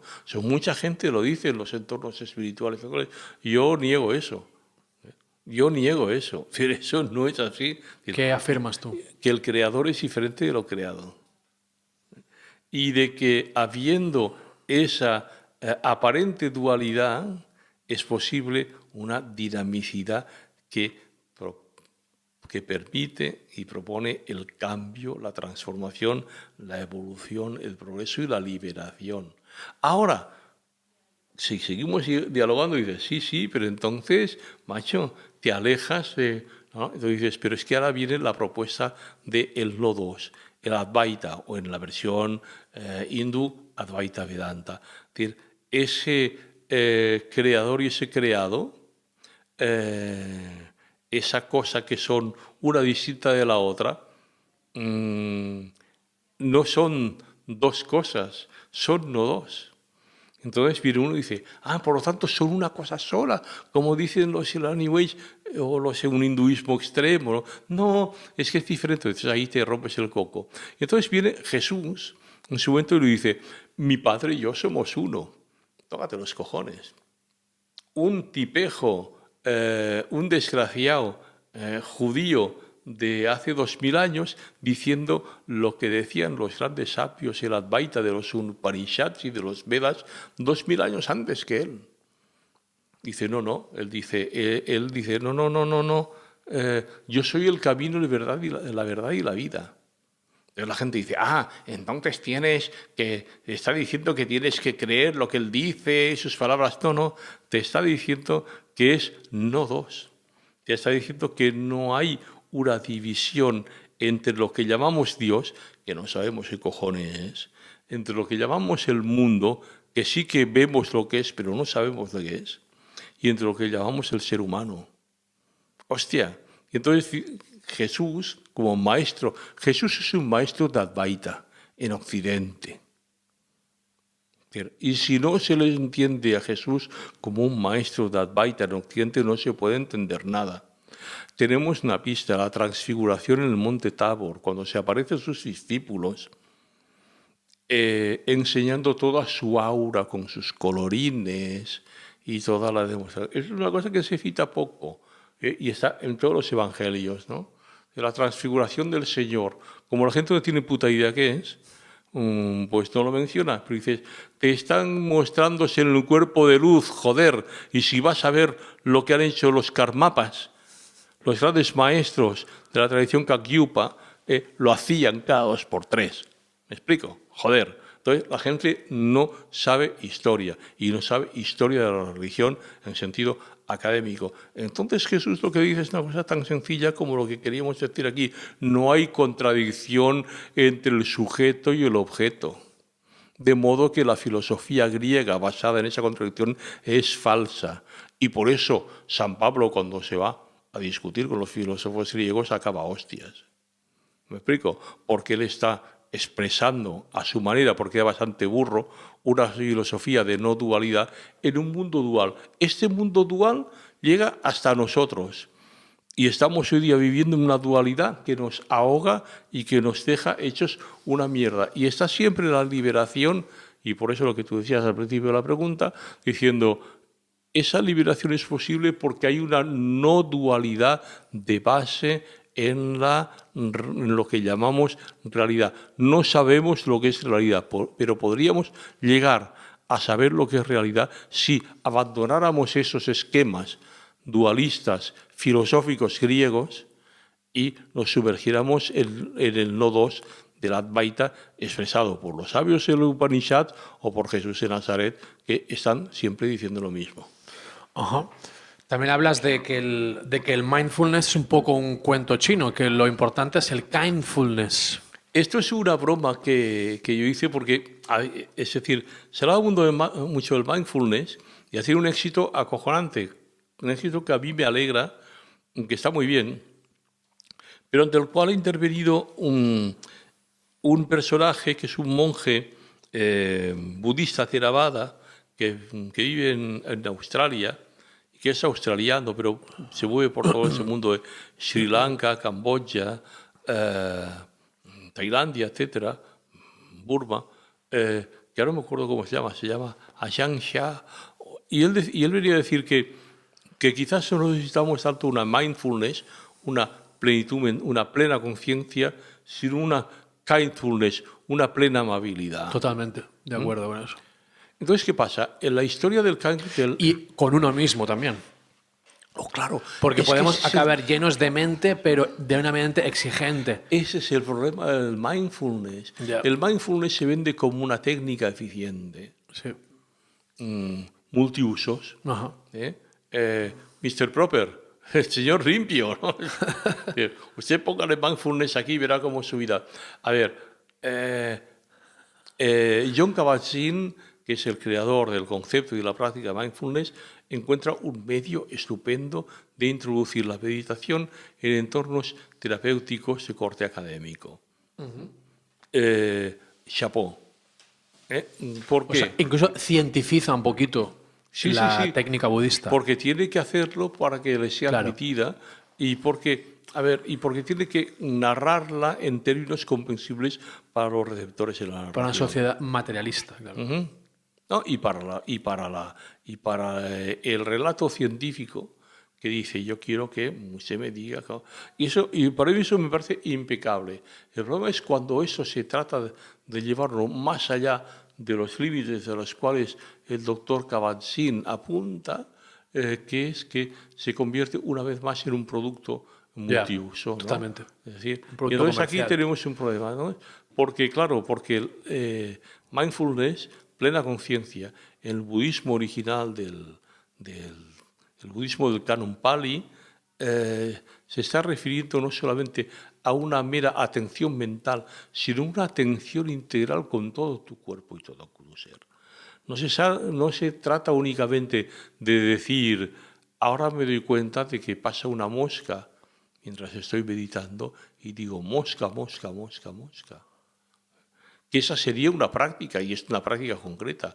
Ahora me doy cuenta, Anapanasati, dice el meditador Theravada, pero el meditador en cualquier de las ramas del budismo, y dice, me doy cuenta de que estoy inspirando y ahora me doy cuenta de que estoy expirando, concreto. Pero si te quedas ahí, no vas a ninguna parte, porque tienes que acabar de decir, me doy cuenta de que mi vecino está sufriendo, me doy cuenta de que yo podría aliviar ese sufrimiento. Y es esa mindfulness original e integral del budismo tal como es, a la que nos hemos de referir, porque lo otro es un reduccionismo indebido. ¿Me explico? Entonces, es bueno empezar por mindfulness en el sentido de decir, me doy cuenta de que estoy respirando, me doy cuenta de que estoy relajando mis músculos. Esto es muy bueno. Todos hemos practicado esto. A nivel fisiológico es básico. Fundamental. Es la base para luego volcarte en el mundo, ¿no? Claro, y en la gente que sufre. Claro, eso se llama la disciplina de Anapanasati, la conciencia de la respiración, ¿no? Hay que decir que Jon Kabat-Zinn se decide a hacer ese tipo de propuesta porque está influenciado por la corriente que en los años 60, primero 70, tuvo un personaje llamado S.N. Goenka. Era un birmano en el que proponía unos seminarios de meditación vipassana muy exigentes, porque pretendía hacer un revival de la meditación, de la tradición de la meditación del budismo del sudeste asiático. ¿Por qué? Porque era un budismo que se había quedado muy comprometido con el poder en Tailandia, en India, en Birmania, ¿no? Una cosa pues un poco muy así, muy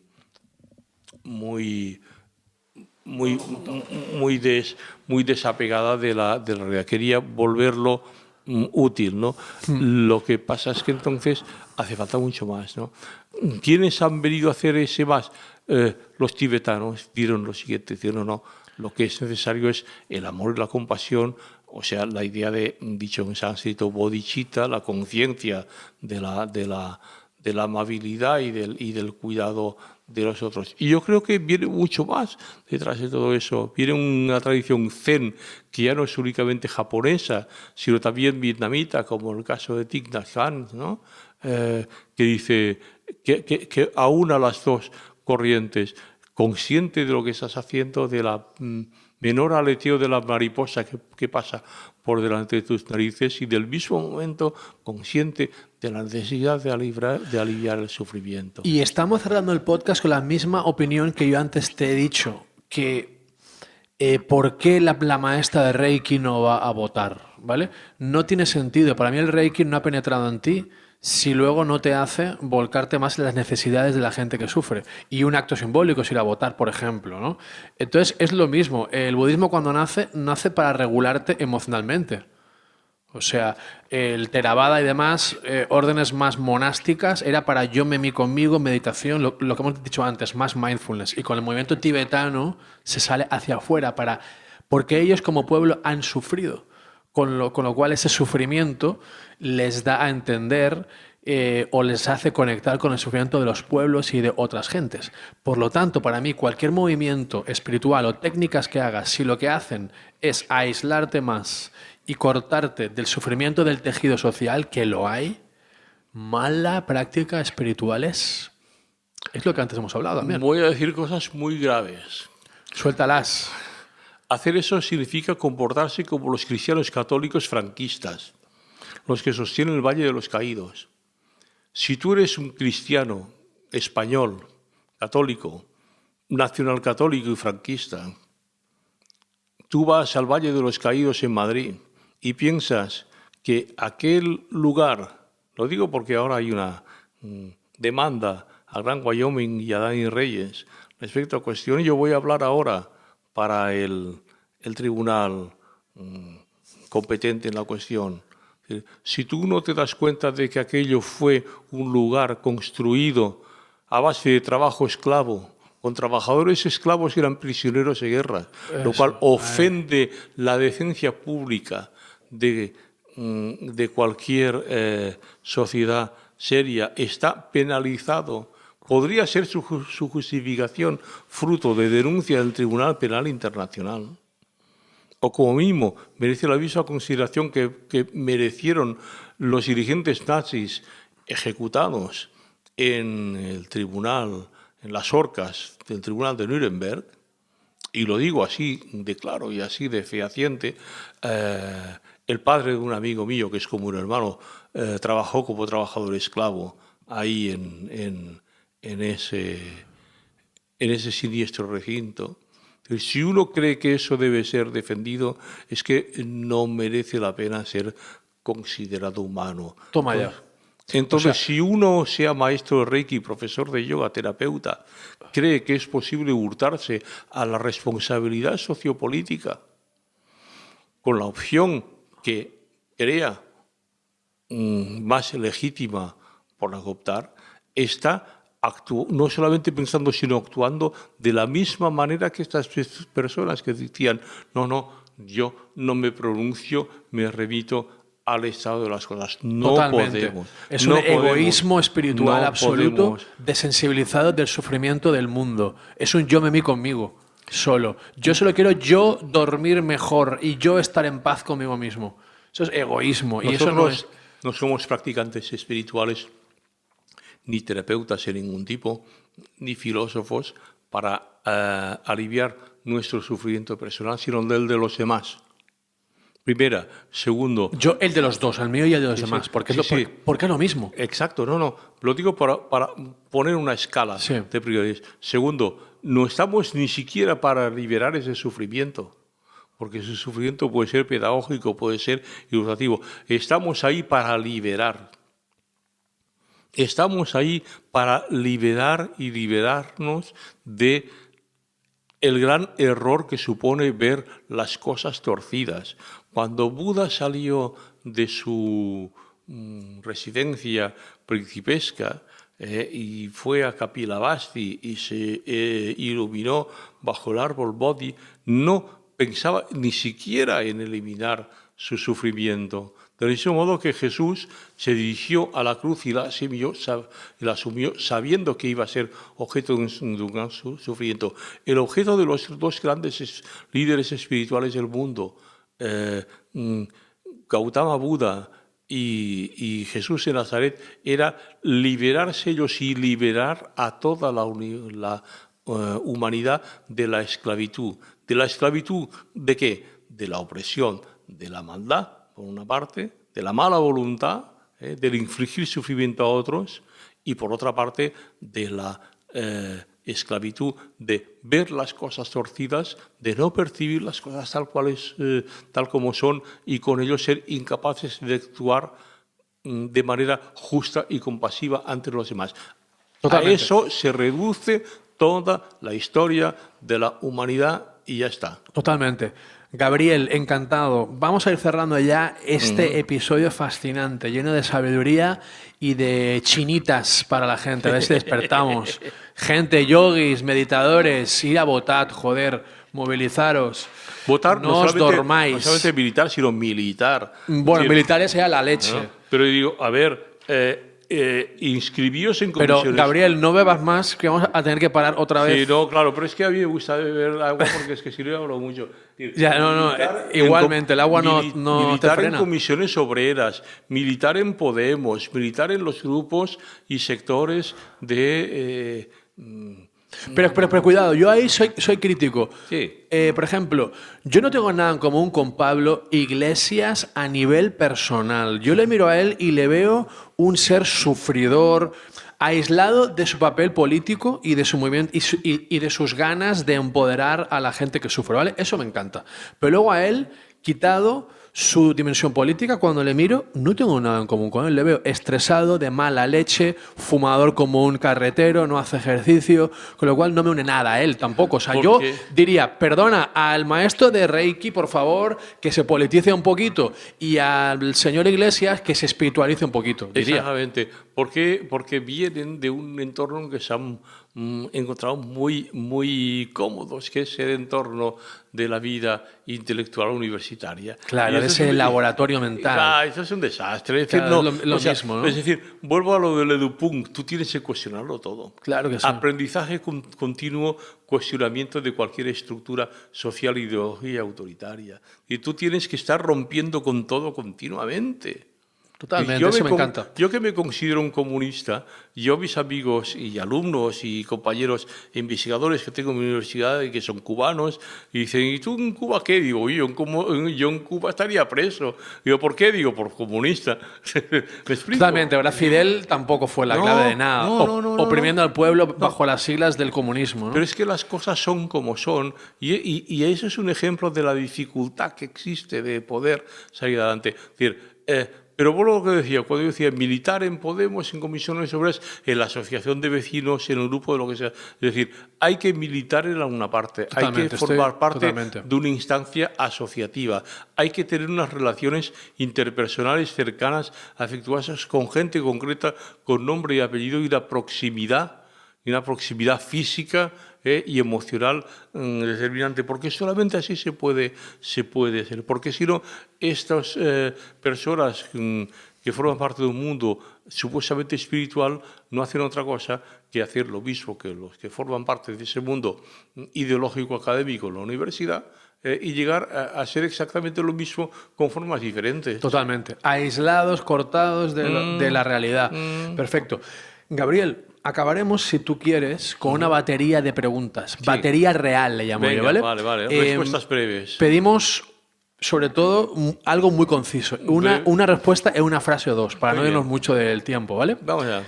¿Qué tal te fue en general y es actualmente bueno, ya no sé si están vivos, la relación con tus padres? ¿Cómo fue y cómo acabó siendo o cómo? Maravillosa. Sí, siempre.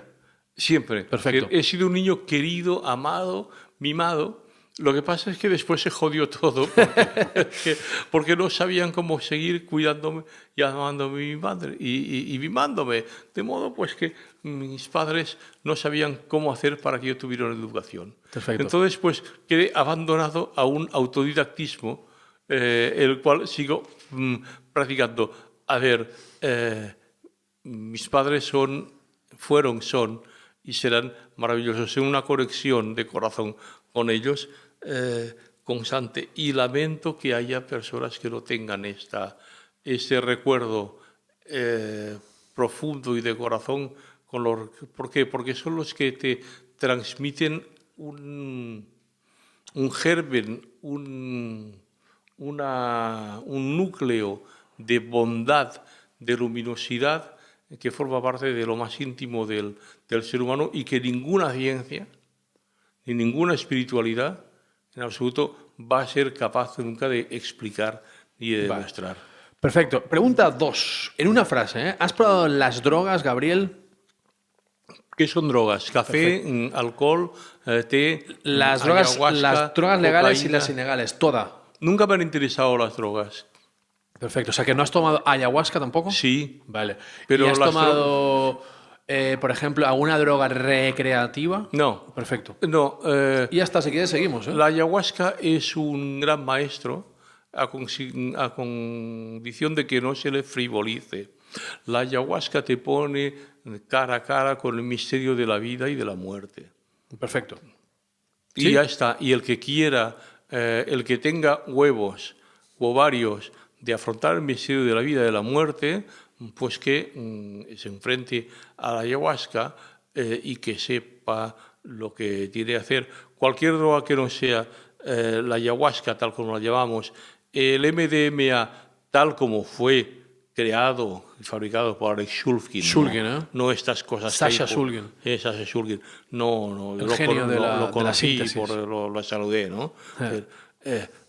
El que no considere la ayahuasca, el MDMA de Sasha Shulgin y el ácido lisérgico 25 de la fórmula original de la Sandoz, con Albert Hoffman, son esas más Son vehículos de conexión espiritual, claro, ¿verdad? claro, más los honguitos santos. Pero cuidado, son vehículos de conexión espiritual no por ellos mismos, Ya lo sé. no por ellos mismos, sino por la voluntad. Una vez más, la autonomía personal de la persona, la libertad, el imperativo de la libertad, no te enseñan nada que tú no quieras aprender, ¿no? Perfecto. Entonces hace falta ahí ese imperativo de libertad individual, ¿no? Perfecto. En una frase, Gabriel, ¿cómo celebras un gran momento o un gran día? ¿Cómo lo celebras tú? En una frase. Con mi mujer, Perfecto. estando juntos. Muy bien. ¿Cuántos años llevas con ella? 50. 50 años, madre mía. Un clásico, Gabriel. No, Chapeado en español no, y genial. es que somos raros. Ya lo sé. Ese raro barrasano, ¿no? Sí, sí. ¿Cómo lidias con un mal momento o un mal día, Gabriel? ¿Cómo? ¿Cómo lidias con un mal momento? Al revés ahora. Aguantándome. Aguantándote, ¿eh? Sí. Respirando. Sí, pero es bueno recordar en todo ese mundo de terapias y en todo ese mundo psicologizado y todo ese mundo de aspiración a la libertad, de que hay cosas que son inevitables, de que la vida no siempre es buena y de que no todo puede ser como deseamos. Entonces que hay momentos, pues uno lo que simplemente tiene que hacer es aguantarse y resistir. Aguantarse y respirar como los estoicos. ¿Qué te saca de quicio, Gabriel, todavía, a día de hoy? La estupidez humana y la mala voluntad. Perfecto. Que suelen ser dos versiones de una misma cosa, que es una profunda ignorancia que se vuelve contra la propia persona que la sustenta. Perfecto. Nada más claro podría ser. ¿Cómo te relajas o gestionas el estrés, Gabriel? De muchísimas maneras. Pues me gusta fumar puro. Me gusta fumar puro. Me gusta fumar puros. Me gusta pasear por el campo. Es que decir. ¿Meditas tú? Sí. ¿Vale? Sí. También respira. Sí. ¿Haces tai chi todavía y qigong también? Sí, pero yo soy capaz, pero es decir, yo disfruto, o sea, haciendo lo que te dé la gana. Tontería, es decir, yo puedo jugar o sea, conservo el niño de 5 años que fui, por lo tanto soy Conservas capaz el niño de 5 años. De jugar con todo. Esto puede ser el título del podcast. Conserva el niño de 5 años. Va a ser el título del podcast. ¿Te gusta o no? A ver, yo recomiendo a la gente que busque en su interior el niño de 5 años que fue, que lo recuerde, que lo examine, que tome nota siquiera. ¿Te gusta? Bueno, perdón. Sí. No, y simplemente decir, ¿y cómo sería ser así ahora? Perfecto. Vamos a manejar 3 títulos posibles en directo y lo vamos a decidir ahora tú y yo. Y lo van a ver todos. Venga. Tenemos, ¿es posible ser libre? Sí. Sería un título. El siguiente sería Todo es mentira, que hemos empezado así, el podcast. Y el siguiente sería Conserva tu niño interior o Conserva el niño de 5 años. ¿Cuál te gusta más? A ver, vamos a ver. Uy. ¿Es posible ser libre? Sí. ¿Te gusta? Teniendo en cuenta que lo que significa ser libre varía según las épocas históricas. Sí, pero no vamos a ir a eso, sino No, actualmente. claro, porque ahora tenemos una idea de libertad. Sí, pero yo digo la libertad de Gabriel Jaraba, no el hedonismo consumista. No, absolutamente. Uno, ¿es posible ser libre? Para mí sí, ahora sí. ¿Te gusta ese? Sí. Perfecto. 2, ¿es posible, como has dicho? Todo es mentira. Todo es mentira. Todo es mentira aparentemente. Esa mentira encierra una verdad que reclama ser descubierta. No vamos a No, poder. joder, no, hombre. Estoy completamente contigo, pero claro, no vamos a poder decidirlo ahora. Y el tercero era lo del niño. Sí. El niño de 5 años es fundamental. ¿Cuál de los 3 te gusta más, Gabriel? ¿Cuál te gustaría dejar como título? De cojones. ¿Cuál? No, lo del niño. El niño, ¿vale? Porque los niños es fundamental. Venga, dejamos el niño. Si tú no contactas con ese niño, lo haces revivir, lo pones delante, tú no te has enterado de nada. Perfecto. Continuamos con una frase, a ver si lo logramos. Algo de lo que te arrepientes y tienes pendiente de resolver aún, Gabriel. Haber causado daño a personas sin ser conscientes de ello. Vale, perfecto. Algo o alguien a quien le estás eternamente agradecido. Cientos, miles de personas. Dime uno. Mi maestro en la Academia Balmes de la calle de Tapiolas del Pueblo Seco, que me sacó de mi mundo pequeño y me hizo ver el mundo del conocimiento. ¿Maestro en qué era? Maestro de enseñanza primaria, don Salvador Ribot. Perfecto. Oye, qué Lo recuerdo todo. agradecido. ¿No? Lo recuerdo todo. Tengo una memoria genial. Sí. Soy mal enemigo porque me acuerdo de todo y de todos. Sí. Perfecto. ¿Tu gran meta en la vida cuál es, Gabriel? Tuve metas. Mi meta era ser periodista. Segundo era ser académico y doctor. Ahora tengo una meta muy sencilla, que es terminar la tesis doctoral que estoy haciendo para el doctorado en comunicación. Entonces estoy trabajando en una mariconada que es una tontería, pero que es una expresión del método científico. Entonces, a mí me parece maravilloso. Entonces, seré doctor. Entonces, cuando tenga el título de doctor en la mano, diré, Hostia, qué bonito, ¿no? ¿Qué doctor dirige al doctorando Gabriel Jaraba? Pues lo eligen compañeros estupendos del Departamento de Periodismo y Ciencias de la Pues Comunicación. tienen que tener un fondo intelectual Sí, potente, ¿eh? sí, pero ¿sabe lo que es la vida? Estamos todos comprometidos en un equipo de investigación del cual estamos unidos trabajando respecto a la comunicación, educación. Yo he introducido el elemento de terapia, que no le digo terapia, sino le digo práctica de la vida creativa. Toma ya, qué bonito. Sí, es que la cosa en que estamos ahora es un cuadrilátero. Un lado, comunicación, otro, educación, otro, terapia y otro, práctica de la vida creativa. Es decir, sin eso no vamos a ninguna parte. Los retos de la sociedad compleja en el siglo XXI han de pasar por eso, porque si no usamos las perspectivas y las habilidades de ese cuadrilátero, no seremos capaces de ayudar y salvar a la gente que tenemos con nosotros, que se va a ver cada vez más desazonada y desprotegida respecto a las nuevas circunstancias en las cuales van a vivir. Chapeao. Aparte, yo aquí pensaba que me ibas a pillar con la típico adagio zen, la meta es estar bien sin metas. Eso pensaba que ibas a salir por ahí, porque antes lo has medio explicitado. Pero bueno, vamos a continuar. Podríamos hablar de ello. Lo que pasa es que eso me parece es objeto de muchas trampas y de trampas intelectuales que intentan justificar cosas que no se justifican por la intención original del sabio que pronunció esa frase. Entiendo. Hay que ser honesto en ese sentido. Claro, entiendo. Tu sueño aún no cumplido. Escribir un libro poético, filosófico, el cual la gente lo coja y diga, mira. Es decir, escribir un libro en el que te introduzca a la fantasía de las profundidades psíquicas más tremendas, te haga, es decir, el Nautilus de Julio Verne y su capitán Nemo, que te lleve a las profundidades, que vuelva a emerger y te saque y digas, oh, y entonces dices, ¿lo ves? Y dices, hostia, sí, vale, pues ya está. Igual ya lo has logrado con este podcast. ¿De qué elementos se compone la felicidad para ti, Gabriel? La felicidad para mí se compone, en primer lugar, de agradecimiento, estar agradecidos por estar vivos. Segundo, de disfrute, de gozar y disfrutar de la realidad de la vida. Tercero, de compromiso, de ser consecuente con ello y ayudar y colaborar con los otros con los cuales estamos compartiendo. Y en cuarto lugar, de saltar, de asumiendo totalmente esa realidad material, materio-psicofísica, saltar a la dimensión que está más allá de ella, pero dentro de ella, y decir gloria, gloria, gloria. Chambeado. Genial. Porque la realidad es gloria, no es esto.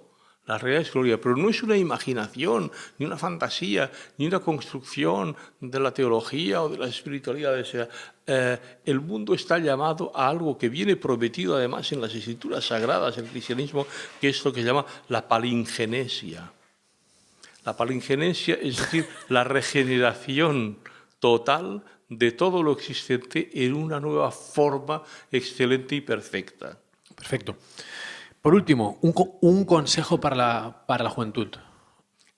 Un consejo para la juventud, Gabriel. Aprended. Aprended. Continuad formándoos, ¿no? Aprendizaje no es sinónimo de formación, pero puede serlo y debería serlo. Sin embargo, aprender quiere decir ir más allá. Hay que formarse. Hay que tener una competencia profesional y personal y técnica inevitable, pero aprender quiere decir más allá, quiere decir observad,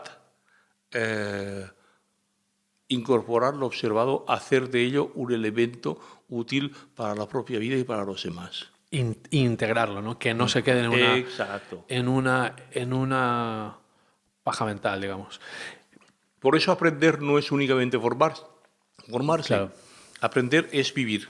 Aprendizaje, ¿no?, continuo como modo de vida. Una vivencia. Perfecto. Yo no voy a dejar que te vayas sin que nos compartas en público cuál fue, vamos a volver un poquito a lo más hedonista, ¿no? Pero ¿cuál fue tu papel como miembro español del jurado de Eurovisión, por favor? No fue, bueno... ¿Qué tarea tuviste que hacer? ¿Qué tuviste que hacer? Yo votaba, ¿no? Un comunista rebelde como tú. Sí, no, y yo votaba, concursaba Sergio Dalma, que es un cantante profesional, era muy formado en la interpretación de músicas, de canciones Bailar pegado no es bailar. Fantástico. Entonces él había hecho muchos voces de músicas estándar, de anuncios de publicidad, de champán, sobre todo. Con la voz rasgada, italianizada. Claro, intentando imitar ese estilo. Pero Italiano. Él lo imitaba, él sabía que ahí había una escuela, ¿no? Estaba muy bien. Pero lo más bonito fue... ¿Qué hiciste? Bueno, pues votar y manifestar mi opinión ante los demás concursantes. Pero eso lo que hice fue hacer el idiota con la Salomé, la cantante que concursó años hacía con Vivo Cantando. La Salomé forma parte Vivo de... cantando. Vivo Cantando! Sí, sí. La Salomé forma parte de aquella tradición musical catalana de que los maestros de música catalanes de variedades son los gamberros, ¿no? Sí. José Guardiola... Pepe Ucha. Pepe Ucha, ese era ciclista, salía de casa vestido de ciclista con la bicicleta, decía que iba a dar cosas y se iba a follar con una fulana que tenía 4 calles más allá. Qué épocas aquellas, ¿no? Sí, ¿no? Y la Salomé se casó con un señor valenciano que tenía una cadena de supermercados. Y entonces la Salomé era cachondo. Entonces cuando nos vimos, porque nos habíamos visto cosas de grabaciones, cuando era músico, nos clillamos en nosotros. Entonces nos dedicamos a hacer parodias de las canciones que concursaban, cachondeo, versiones pornográficas. Es una gran tradición de la música catalana. Totalmente. De hacer las versiones La Ramona Pechugona, todas las cosas. de los estándares que hay, ¿no? Come prima, Judy prima, que la cantaba José Guardiola. Se conservan en ciertos apuntes que no sé quién tiene las versiones pornográficas escritas de José Guardiola de los grandes éxitos de los 50 y los 60 grabados en los estudios Gemma de Barcelona. Cuidado que no llegue Wikileaks. Claro, y la entonces la suelte. Salomé y yo nos dedicamos pues, a revitalizar esa tradición diciendo burradas y cantando como idiotas. Perfecto. Gabriel, ha sido un placer tenerte aquí. A mí me ha encantado porque yo no me esperaba esto, ¿no? Yo había visto y escuchado los podcasts, esto, digo, tal, igual. Hablaremos de psicologías, de terapeutas, pero eso me parece absolutamente genial. Has hablado de todo lo que has querido, de todo lo que eres, todo lo que te vertebra, todo lo que significas. Se nos ha hecho tiempo corto. Contigo se pueden hablar 24 días seguidos sin parar.